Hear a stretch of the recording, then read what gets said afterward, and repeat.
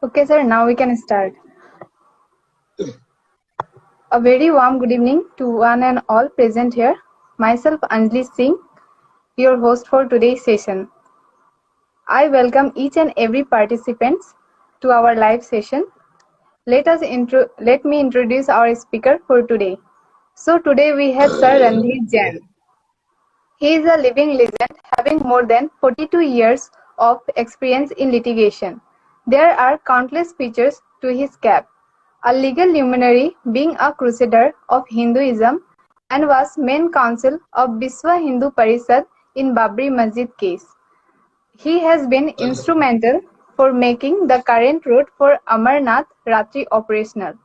He has expertise in almost every field of law and is also a eminent jurist, thinker and writer. Today's topic for our webinar is Minority Right and Constitution.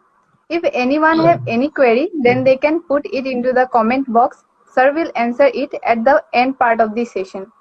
Good evening, sir. Welcome to our session. We can start with our topic now. Good afternoon, friends.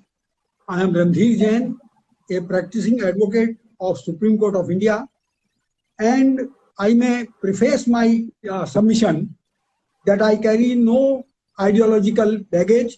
I don't belong to any political party. I am not member of any political party or organization.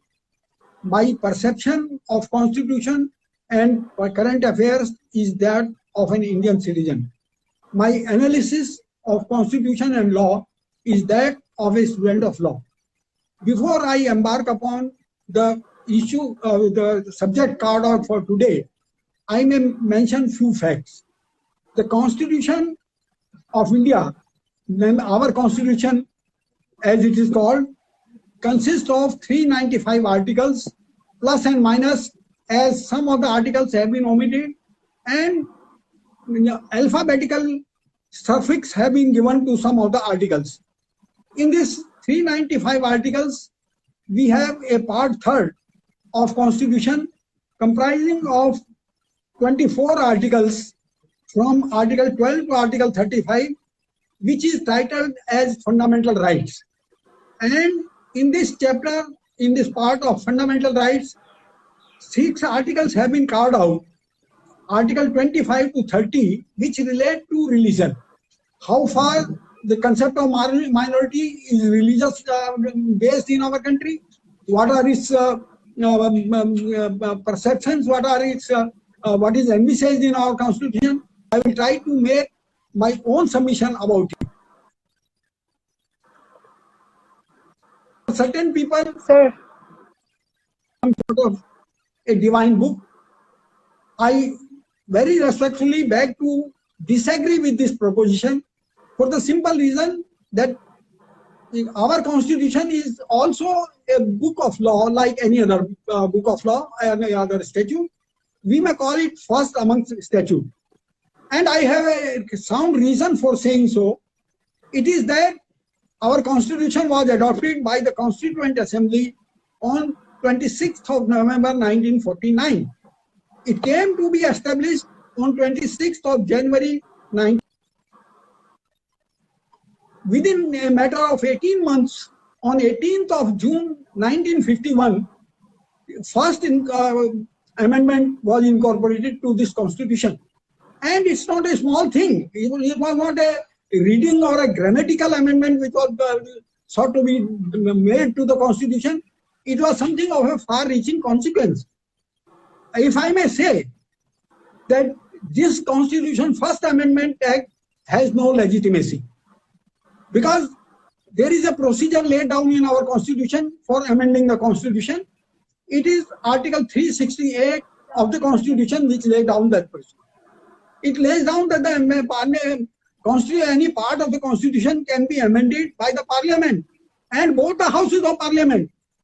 The Constituent Assembly completed its function and it was no more in existence after 26th of November 1949. The first parliament in our country came to be established in the year 1952. In the year 1951, there was no parliament. Probably the Constituent Assembly still continued discharging the functions of a provisional parliament.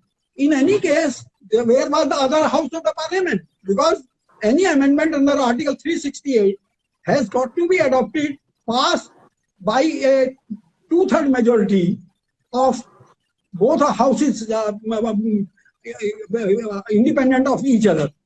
In any way, now what I say is this: in article, apart from other things, by first amendment to the Constitution, what was incorporated in Constitution was the 9th schedule, and it was said that any legislation, any statute, any state or central act which is included, which is placed under the head of 9th schedule, becomes beyond the pale of challenge. It can't be challenged on the ground of it's violating fundamental rights, because Article 31B, which was introduced by this Constitution's First Amendment Act, itself lays down that the idea probably was that our Constitution, as originally framed in Article 19, Clause 1, had certain fundamental rights listed as A, B, C, and Clause F there was the right to property,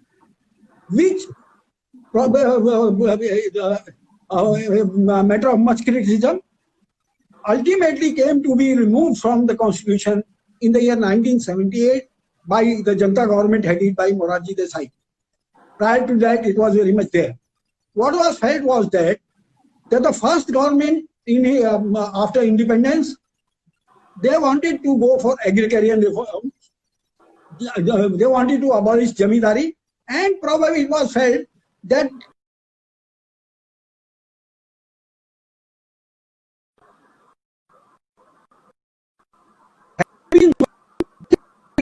of the Constitution should have rested by incorporating agrarian legislations, statute which removed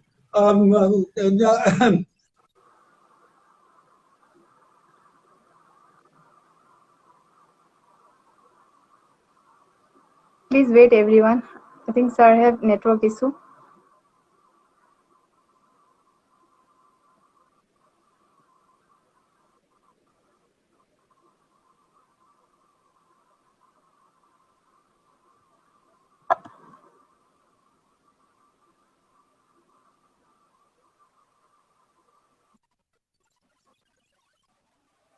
and Reconstruction Act, and so many similar legislations which have nothing to do with agriculture, agrarian reform, or the aim of egalitarian society, but still it is there.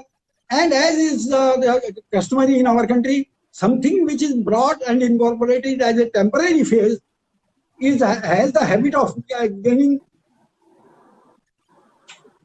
permanency, like we have seen in case of Article 370, which has been rendered ineffective and inoperative recently by the present government. Having said so, now let me come to the topic of the day, which is concerning minority. I would like to say that the term minority is not defined in our Constitution. It is not defined anywhere. The funniest part of it is that we have had 70 years of experience with this Constitution. First Minority Commission came to be established in January 1978 without any legislation, and the first legislation to give legitimacy to the Minorities Commission was National Commission for Minorities Act of 1992. After full 14 years of having established the Minorities Commission, the wisdom dawned upon our parliament that we must clothe them with some statutory status, and they passed this act. On the same line, some states have also passed a Minority Commissions Act. Like in case of Delhi, we have Delhi Minorities Commission Act of 1999. And I'm not going into the controversy part of it. The present chairman, Mr. Jafrul Islam Khan, He invited quite a flag, well-deserved one according to me. Recently, he has retired because yesterday the commission, his remaining members and all, they bade him favorable. So now we are rid of him. And if I may say, out of 28 states we have, till now we used to have 29 states. Jammu and Kashmir has lost its status of a state and it has bifurcated into two union territories now. Now the sum total is that we have 28 states and 9 union territories. Out of this, 13 states and 1 union territory, namely Union Territory of Delhi, they have their Minorities Commission Act, they have their Minority Commission. I'm not going into that. This I just mentioned to give an idea of the factual statistical facts concerning the issue. Now coming to the question, the Constitution nowhere defines what is minority. The Government of India enacted National Commission for Minorities Act 1992. It does not also define what is a minority. It gives a clean sheet and an unfettered power to the central government to notify any community as a minority. Now the question arises, community means what does community mean? Community need not necessarily be a religion based. It can be anything. Yes. I venture to say, suppose tomorrow any government says that third gender, the neutral sex, they are also a community, well identified people.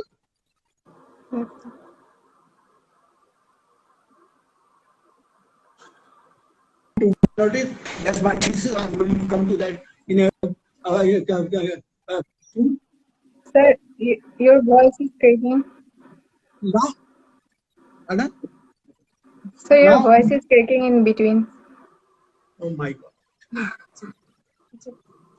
Now, when we look to Article 25 to 30, yes, what we find is that Article 25 to 30, the only article which talks of minority is Article 30. Rest of 5 articles, they don't talk of minority. And what is envisaged under Article 30 is minority only for the purposes of educational institutions, not for any other purpose. And there also, it is that it can be based on religion or it can be based on language.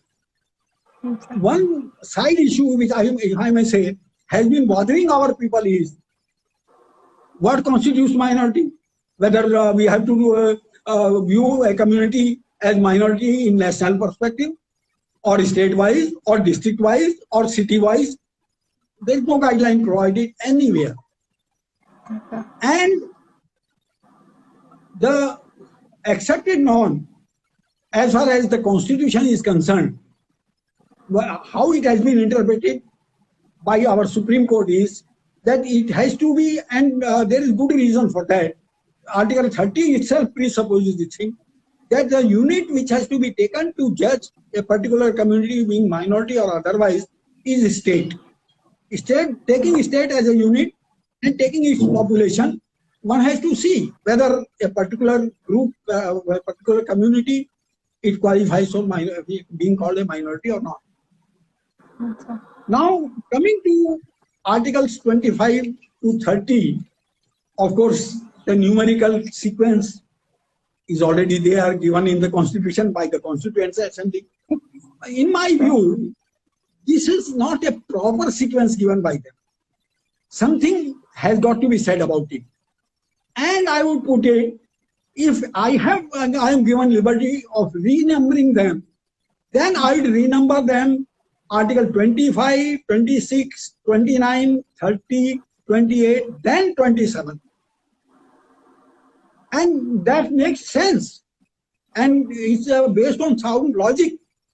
Now, if I take these articles one by one, and I will offer only few comments, because I would welcome a discussion today or maybe at any future time or whenever convenient to my friends here or anywhere else.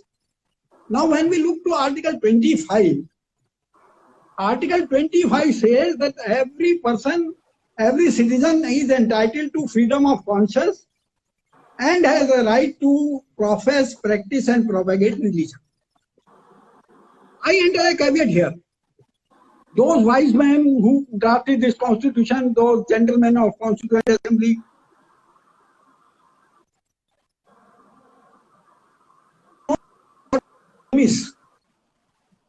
conscience is my own personal thing.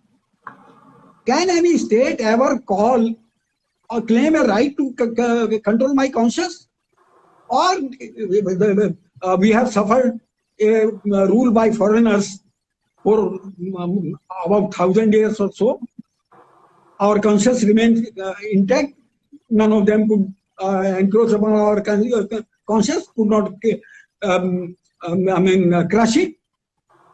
We were Hindus when they entered this country. We are still Hindus when they left this country.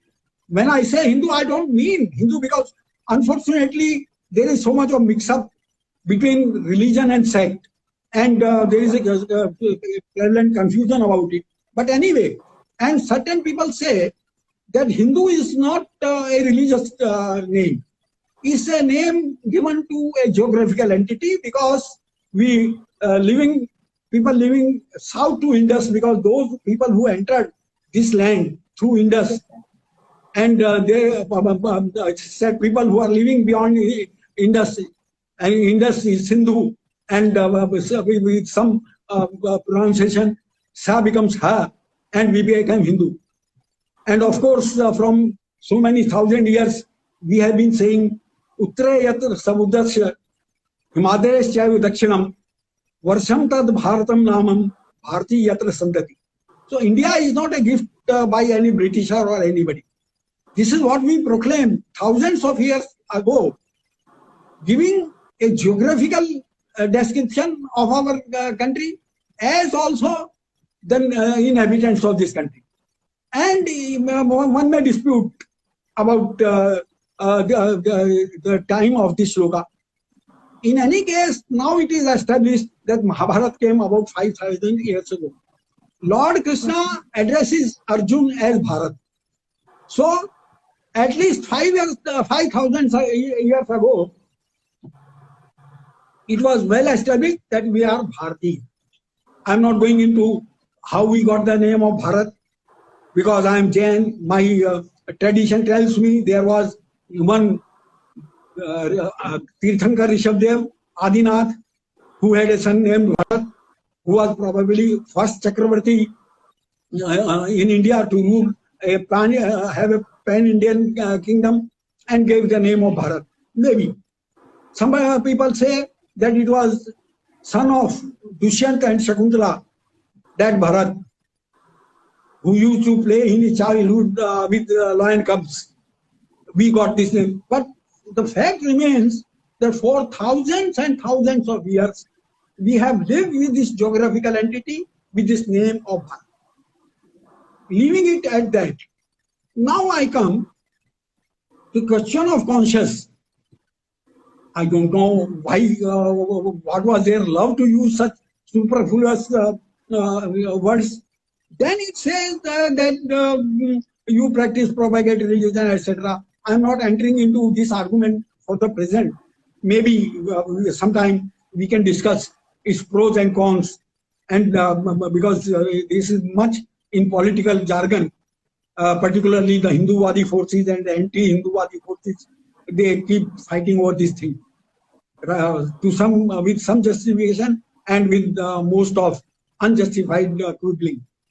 But the real crunch lies in clause 2 of Article 25, when it says that nothing in this article shall affect operation of any existing law or prevent the state from making any law. I am skipping clause 1. It says providing social welfare and reform and throwing open of Hindu religious institutions of public character to all sections of society. Reform, very good. Every state must aim at reform. Reform is there. It's our character. It's our national character. It's our history. Mankind reforms, develops. New ideas come. New things are developed. We have, at a time had a sin of sati. We produced a Ram Mohan Roy to take away the sati. Today we don't have it. Child marriage was prevalent. We had a Harbilas Sata who introduced Child Marriage Restraint Act. Of course, at that time he gave the very tender age of a teenager. Today we have come up to the age of majority, 21 years now. But I read, frankly speaking, and speaking for myself, according to my perception, this article is loaded against Hindu community. Why you need reform only Hindu community? Do you mean to say, or is it your perception that all other communities are very progressive, very advanced, having all the good ideas, nothing bad about them, no bad practice? They don't need any reform?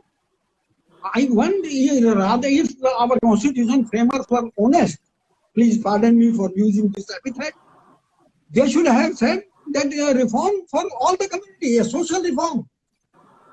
Why bring Hindus into it? I will leave Article 25 at that. Now please come to Article 26. What does Article 26 talk of? It talks of very good things, good wishes. Like in my convocation, in my first degree in the year 1965, we were given a sermon, Satyam Vad Dharmam Char, and what followed thereafter. There are the very sermonic things preached by generation to generation, practiced I don't know by whom. So it is something like that to manage to any community. It does not talk of religious community. They can establish their institutions, manage them. So we want to establish a club, that is also an institution. We want to establish a dharmashala. We want to establish anything perceivable on this earth, and we manage it. What business the state has to poke its dirty nose into it, I have never been able to understand. And I have never been able to find any wisdom in putting this article into our constitution. Now, as I said, I am taking to a slightly different order. Okay. I address myself Article 29. Article 29 talks of institutions, because many a times while watching news channels and reading in newspaper, now we are very much accustomed to this thing that our Prime Minister or so much some worthy in our state criticize our enemy in China or Pakistan without naming it. Why be so shy, so secretive, so vague? What you are afraid of? Please speak the truth, whatever you feel. But unfortunately, that is not to happen. That is not happening in our country. This is my biggest complaint. Now it says that the protection of interest of minority is the title given to this Article 29. Does it talk of minority? No, it does not. It says that any section of citizen residing in territory on a part having distinctive language, script and culture. Now, how do you identify a religious community with these three words? Like our friends in Sangha Parivar are in the habit of identifying Urdu with Muslims, or some Marxists have the tendency of identifying Sanskrit with Sanatanist Hindus. Nobody proclaimed like that, and nobody can proclaim like that. Anyway, leaving it at that of course, without taking religion, without giving you the name of religion, we give you liberty. As if without this liberty, we can't establish our institution and do that. Then the real thing, real intention comes in clause 2 of Article 29. It says no citizen shall be denied admission into any educational institution maintained by state, etc., on the ground of any religion, race, caste, or anything. Now, here, what is envisaged here, as I said in the beginning, that when we talk of in this chapter of minorities, we talk of, we feel shy of naming religious minority. Here also we say, I have established an institution, state is giving grant to me, the funds are provided by the state, I manage the institution, I teach the students. When it comes to giving admission, a caveat is entered that you cannot deny, you will not deny admission to anybody on the ground of caste, language, or religion. So here you, for the first time, the religion is incorporated. And after reading 29, immediately we will have.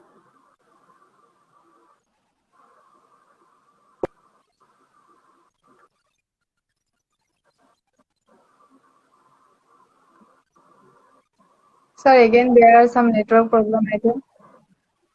Oh my God. Am I now? Am I audible? Sir, now you are audible. Yes. Now, when we look to Article 30, Article 30 says that any section of citizens having a distinct language, I'm sorry, all minorities, whether based on religion or language, shall have a right to establish their educational institutions. Yes, so here, it's not only a religious minority. It can be a religious minority. It can be a linguistic minority. As I said, we have to view a minority in relation to a state.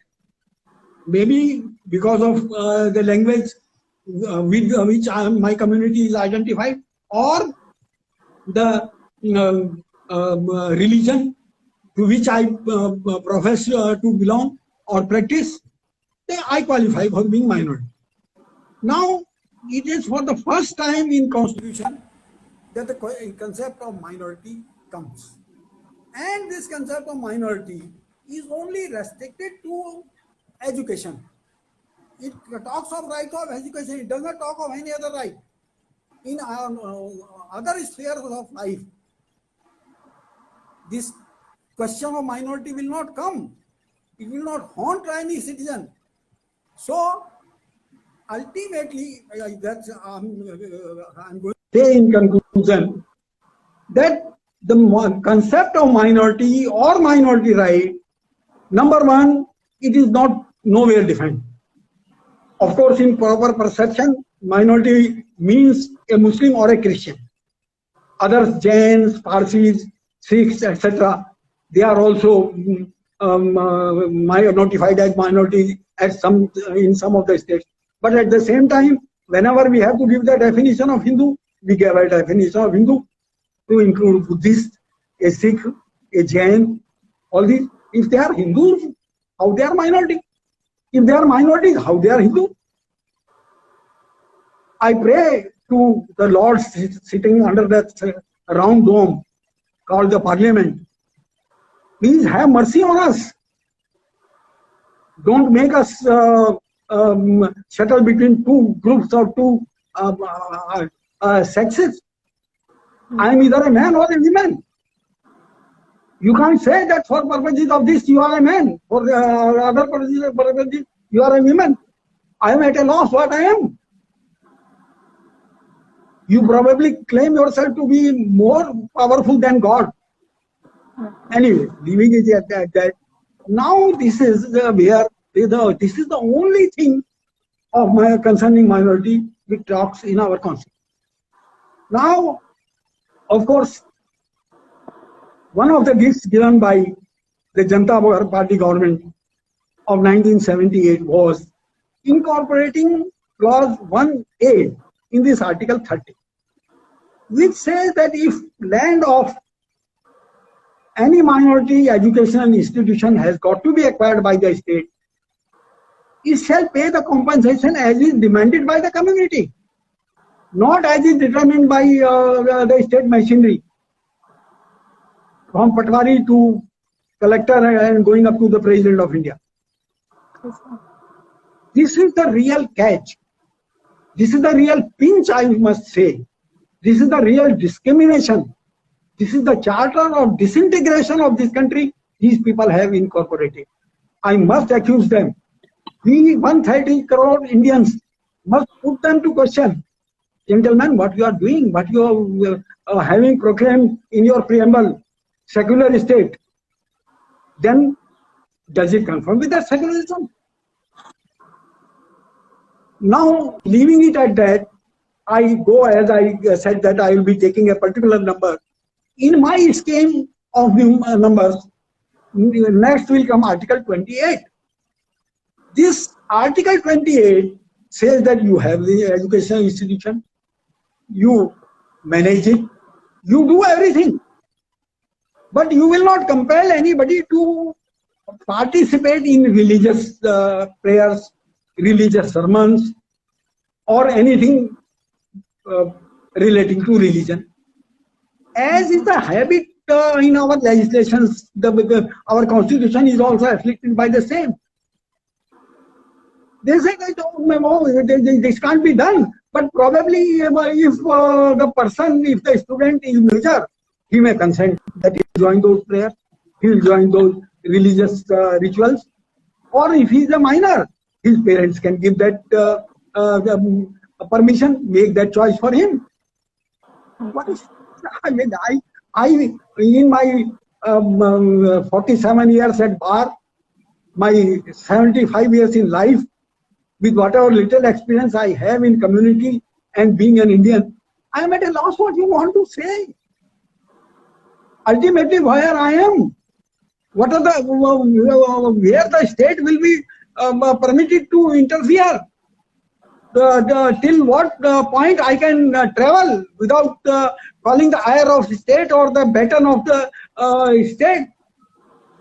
Anyway, then we go to Article 27, which is the real prohibition incorporated in this article. It says that no tax will be levied,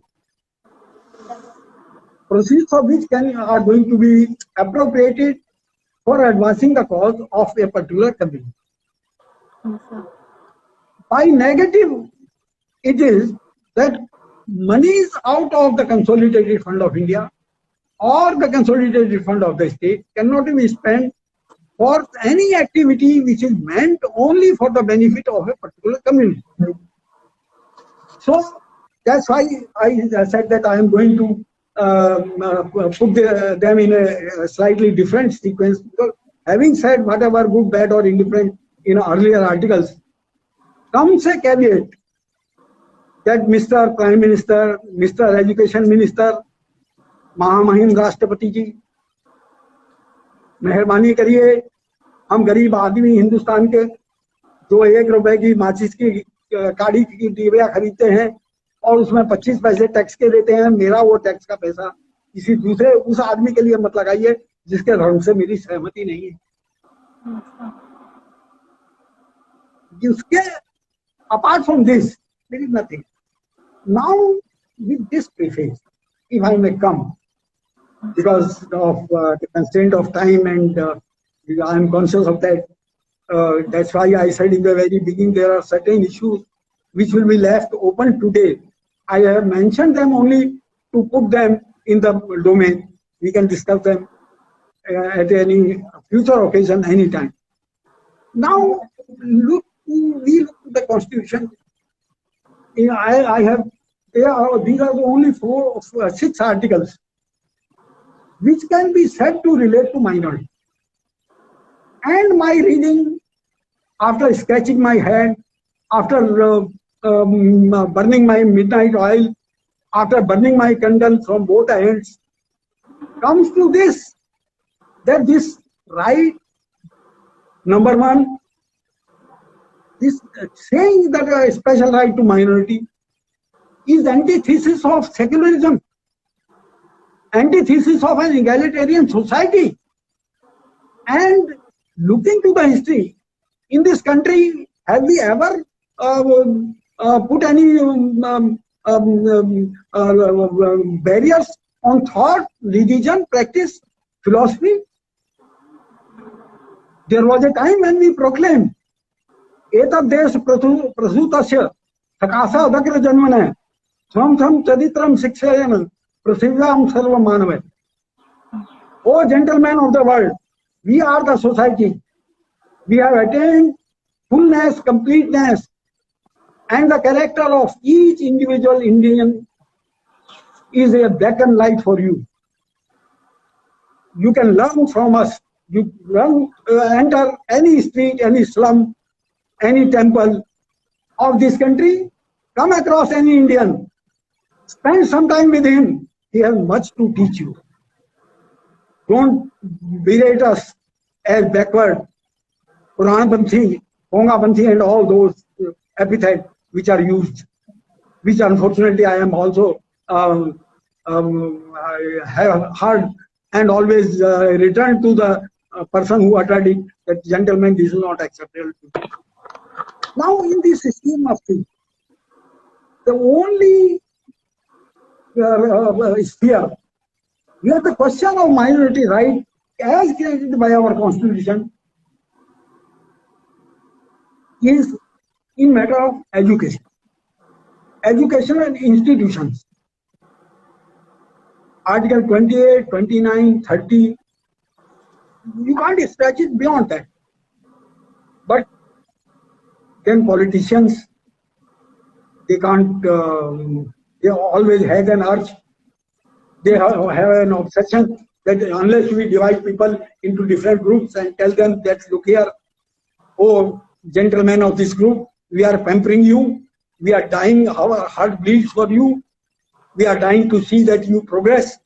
You must do something. So the first act was done in 1978. The then government established a Minorities Commission. Of course, since 2006, we have now started having a minority minister also. I mean, I don't know what will be the next. And without any, in TV debates or elsewhere, we hear the the chairman of the commission, he is holding a constitutional post. My dear gentlemen, with folded hands, I must tell you, as a student of constitution, as a practicing lawyer, as an Indian, a poor Indian, this is not there. Now, we come to this. When we established this Minorities Commission and we passed the Minority Commission Act, as I said, a central legislation of 1992, then state legislations of different years. Of course, as I said, in Delhi it is passed in 1999. Now, when we talk of something, I have a temptation to say about this National Commission for Minorities Act of 1992. This is the only legislation I have come across. My friends who are listening to me may correct me, which is a fresh piece of legislation. We in this country are in the habit, when we look at any statute, and there is always a clause, a section which says that previous act such and such is repealed, and whatever has been done under that is saved. There is no such clause in this, because there was nothing in Minorities Commission Act prior to 1992.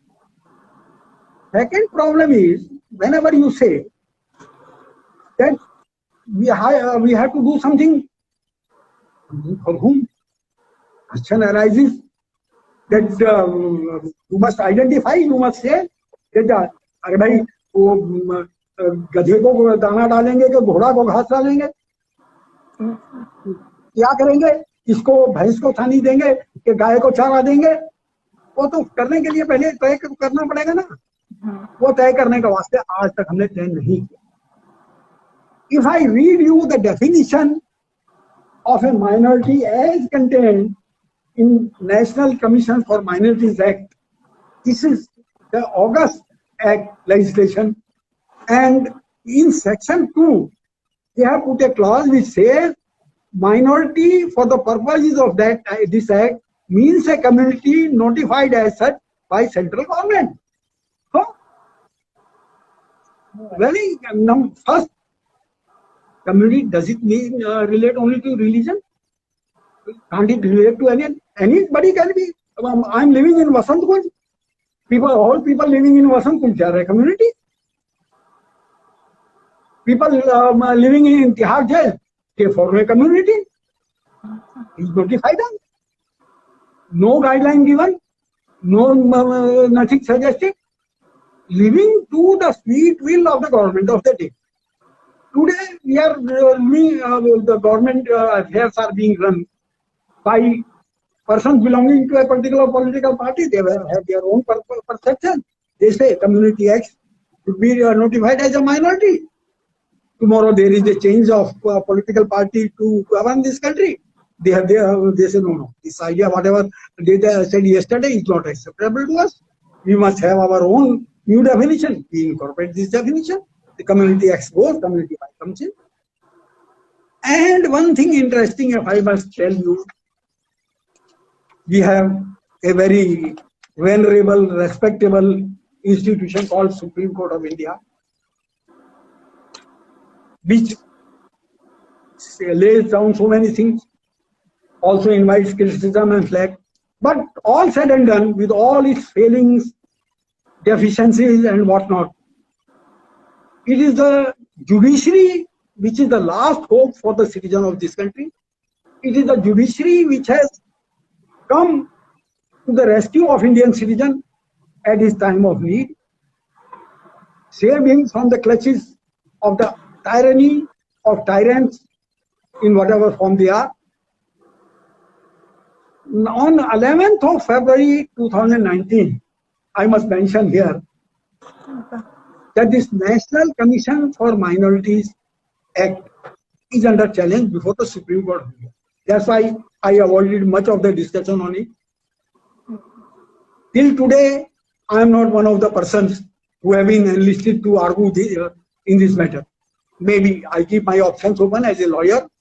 Tomorrow somebody approaches me, I have to intervene, and I don't know what particular stand I will be required to take, because we lawyers are in the habit of adjusting our argument according to the brief, according to the need of our client.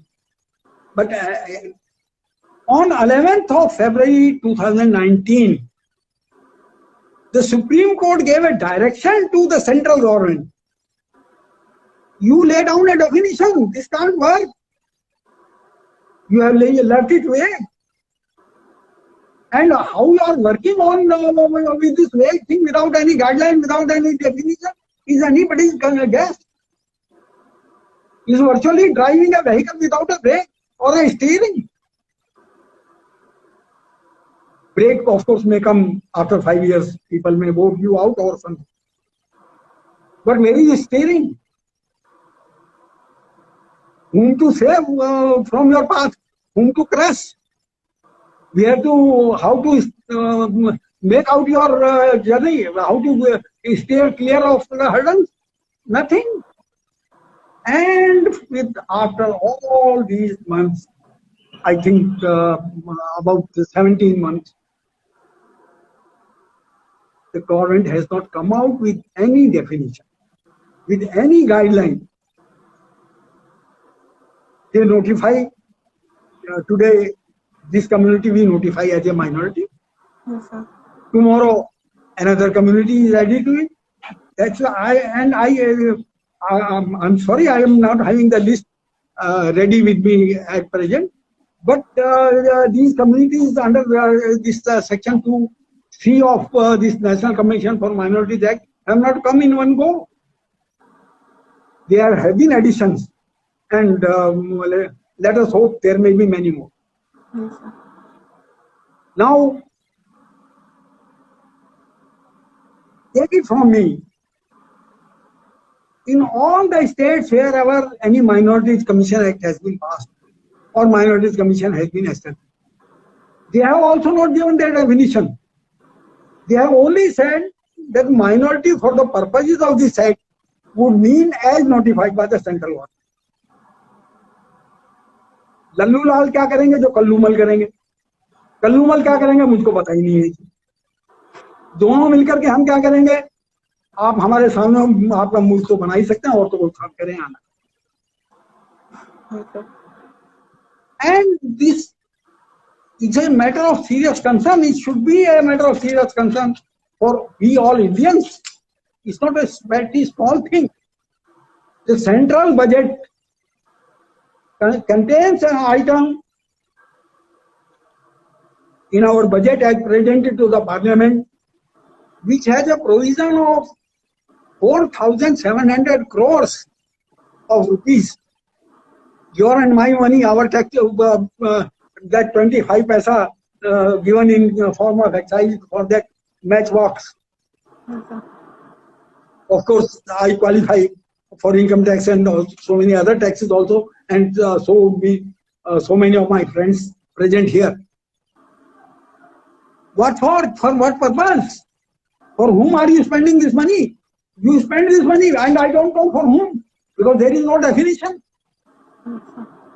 Nobody, your statute doesn't identify any community as a minority. I dare say, please excuse me, it's not an allegation I'm making. Is it to be appropriated by the Honorable Minister for Minorities and the Honorable Chairman for Minorities Commission and few more of their friends and gentlemen? Or what?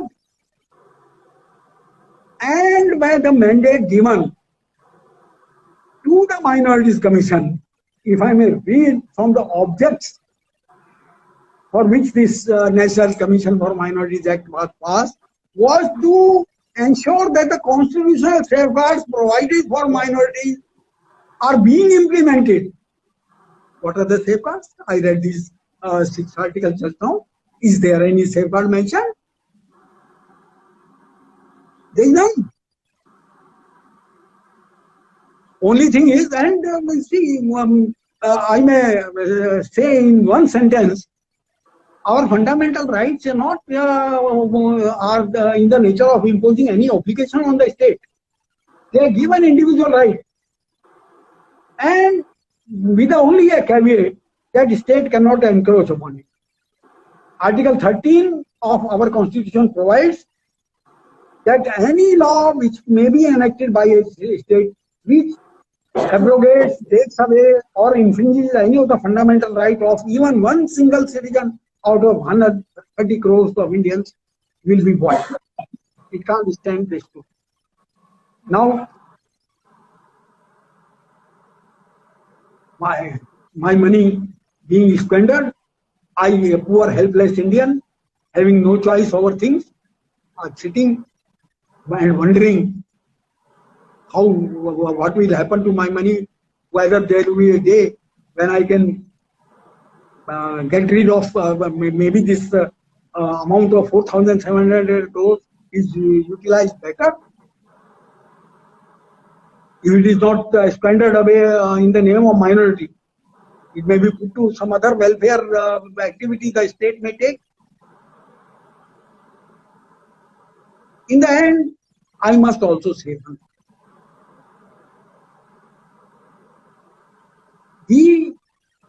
Our aim, we started on our journey of independent India with the aim of establishing an egalitarian society, a secular state, a society free from any, because we don't have any state religion, state has not to.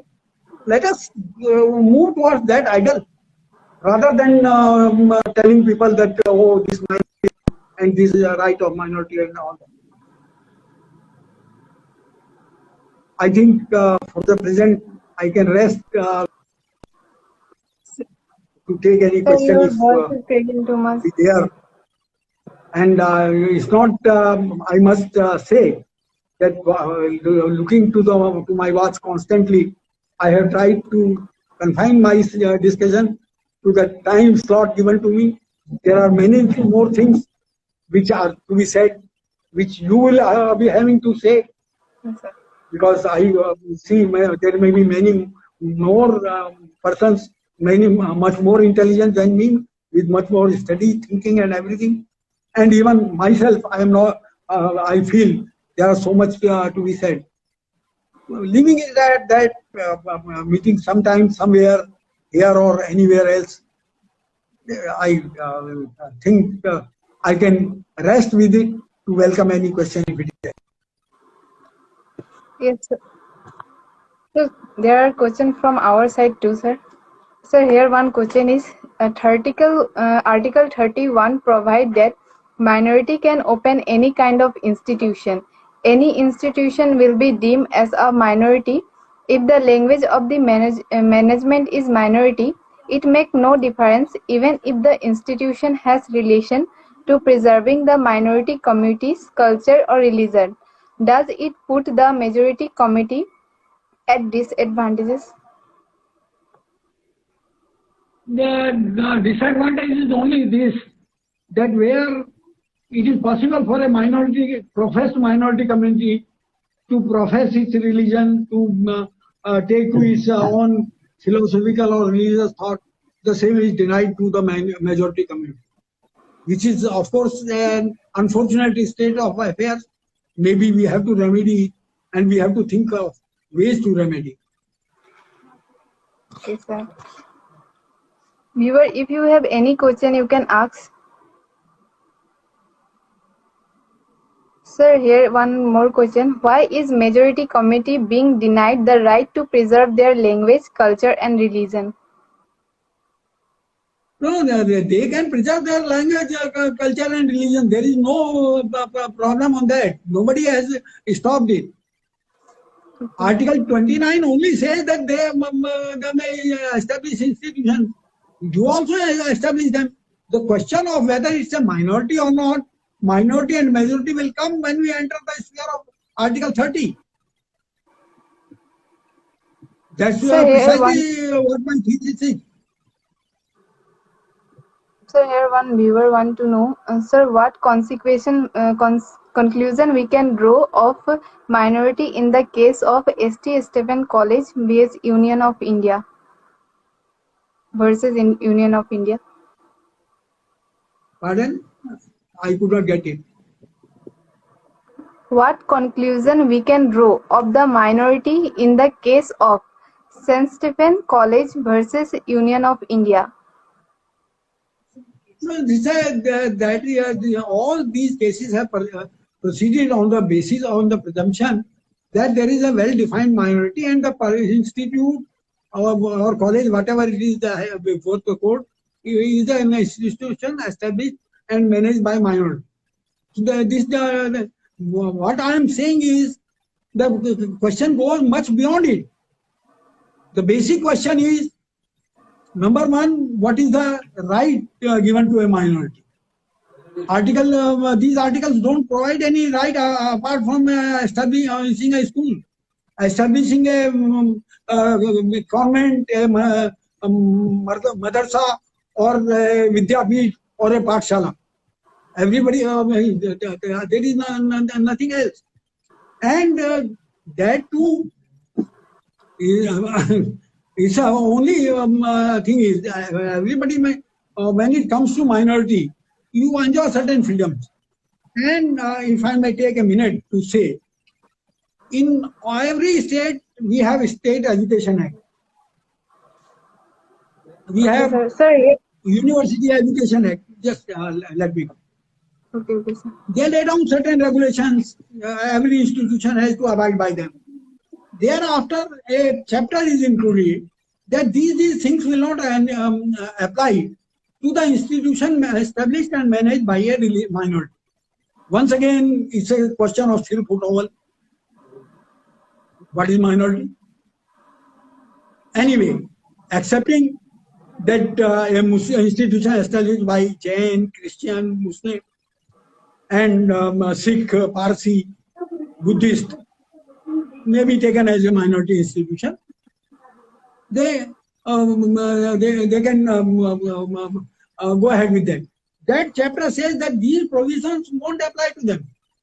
Eastern autonomy is when it comes to controlling the affairs of a general institution. These education acts have a octopus-like grip over the affairs of the institution. You can't hire anybody, you can't fire anybody, you can't incorporate any discipline or anything without the interference of the state. But when it comes to an institution established or managed by minority, hands off. None of that will apply to them. This is where the catch lies. Okay, sir. One more question. What is your opinion on Hindu temples being under state control?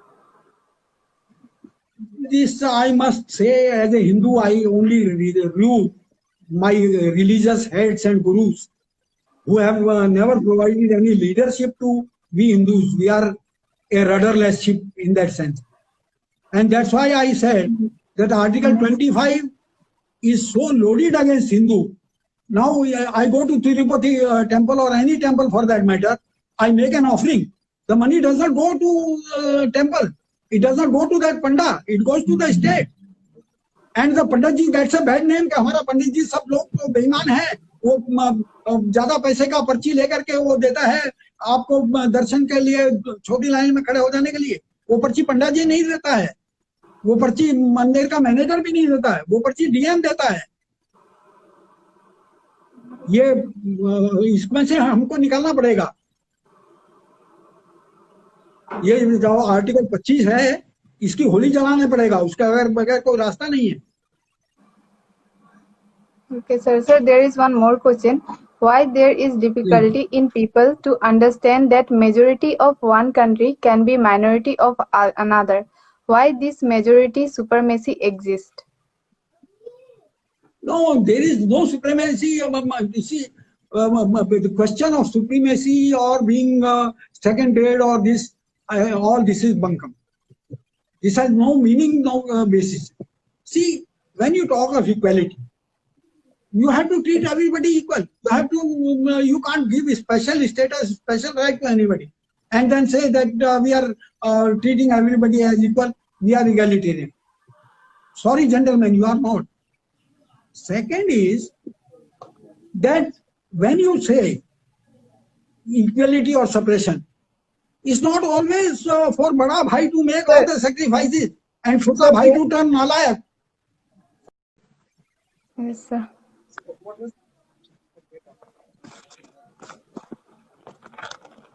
Sir, here more question. As the Indian Constitution has not specified any population percentage beyond which a community ceases to be minority, don't you think it results in an absurd situation? For it means even at 500 million Muslim would still be considered as minority just because their population is less than Hindu.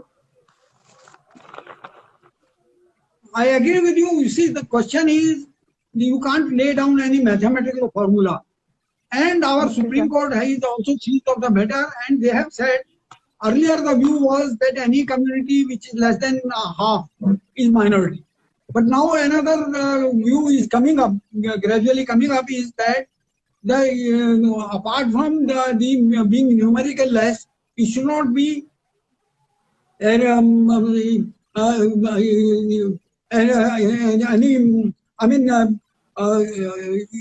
should not be holding the reins of power and all that. It's other parameters will have to be seen, but they are yet to be evolved. As of today, we have only two thumb rules: majority or minority status to be seen according to state, and a community which is less than half is minority. Of course, the very peculiar situation is that in everywhere it is taken that Hindu can never be a minority, which unfortunately is not true. In 8 states, Hindus are in minority, but nowhere they are taken as a minority. A community constituting 97% is minority.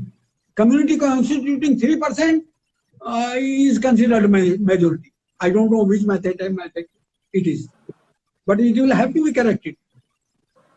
Okay. Maybe the court corrects it. Viewers, Maybe if you have any question, you can ask.